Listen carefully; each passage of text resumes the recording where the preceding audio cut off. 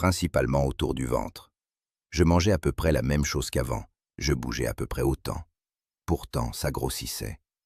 Mon médecin me disait que c'était normal avec l'âge. C'est faux. Ce n'est pas l'âge qui fait grossir le ventre, c'est ce que l'âge fait à votre métabolisme, et ça, vous pouvez agir dessus. Après 50 ans, 3 choses changent simultanément dans le corps masculin. 1. La testostérone baisse, ce qui favorise le stockage des graisses abdominales. 2. La masse musculaire diminue naturellement, environ 1% par an, ce qui réduit votre dépense calorique au repos. 3. La sensibilité à l'insuline se dégrade, ce qui signifie que les glucides que vous mangiez sans problème à 35 ans se stockent maintenant en graisse viscérale beaucoup plus facilement. La graisse viscérale, celle qui s'accumule autour des organes internes, n'est pas qu'une question esthétique. Elle est directement liée au risque cardiovasculaire, au diabète de type 2 et aux troubles cognitifs.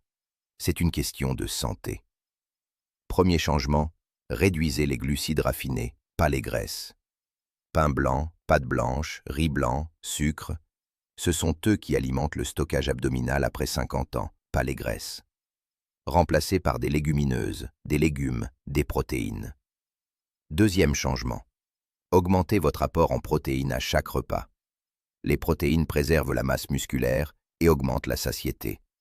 Visez 1,2 à 1,6 g de protéines par kilo de poids corporel par jour.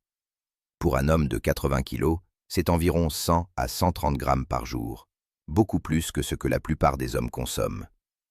Troisième changement, marchez 7000 à 10 000 pas par jour.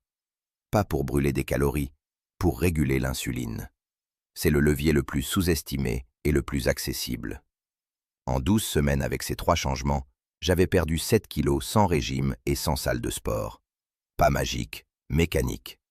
Abonnez-vous pour la suite. À 57 ans, je prenais 4 médicaments quotidiens.